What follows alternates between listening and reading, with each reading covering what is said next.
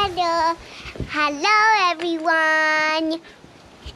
Hey friends, welcome back. So today I'm going to be going over the Kizer travel skate backpack. So the main reason I bought this bag is because I've been using my Murder Militia bag for the last couple years, and some of the zippers on it are starting to fray out, straps that hold the skates in are starting to loosen up, and it still works for taking it to and from work. But I'm going to be heading to Winter Clash in about 6 weeks, I think.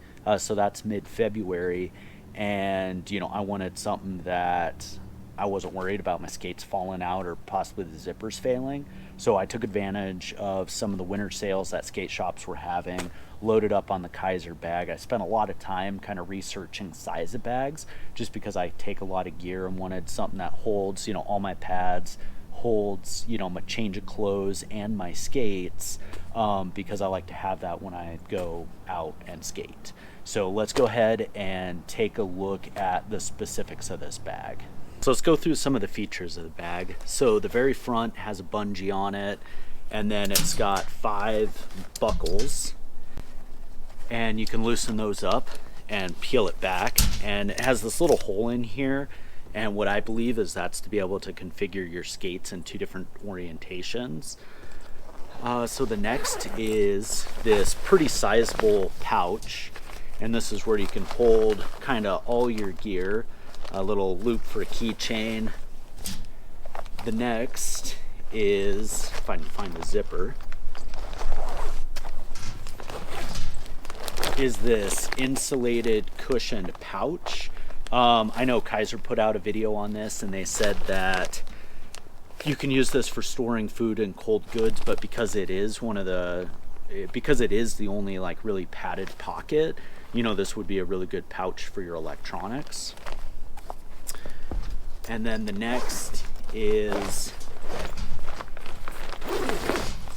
the main compartment, and you can see that it's got some Velcro straps in here, and then there's just one more zipper on this. It's got a side carrying loop, bottle holders on each side, and then there is one more zipper, if I could find it, here on the back. And what this serves as is just a way to expand the width of the backpack. So let's go ahead and load it up with gear to see how much it can hold.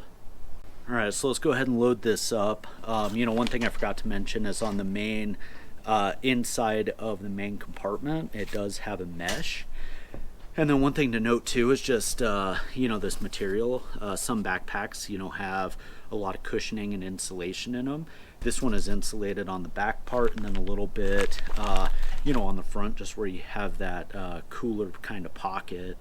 And that makes for a slimmer profile backpack that you can load up a little more.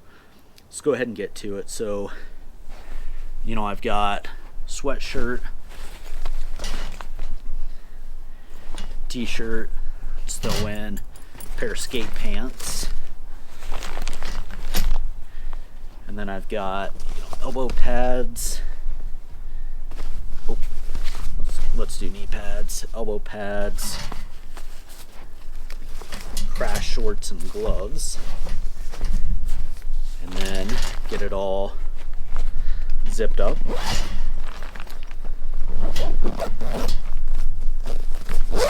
Alright, so that is a really nice roomy pocket. Still plenty of room in here for computer electronics, and I didn't even use the expander pocket.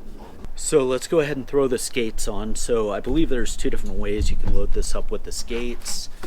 Here's the more conventional way that you used to be able to do with Senate backpacks, which means, the cuffs, or you can orient it so the frames stick out. I always personally liked having the frame sticking up because it made the bag a little narrower, so you weren't whacking people in the head or getting caught on door frames.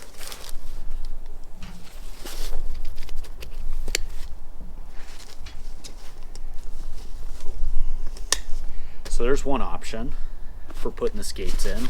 That seems, to hold them pretty well. Just need to adjust the straps a little. Let's take a look at the alternate. So if we put in the skate, rotate that boot,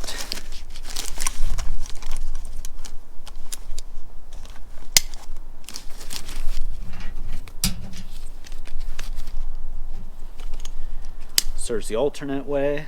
Let's go ahead and shift this over. We'll put in water bottle. So this water bottle is about the same diameter as an Nalgene. Just to give you an idea how big this pocket is. Seems to fit it pretty nicely. And then let's just throw on a helmet.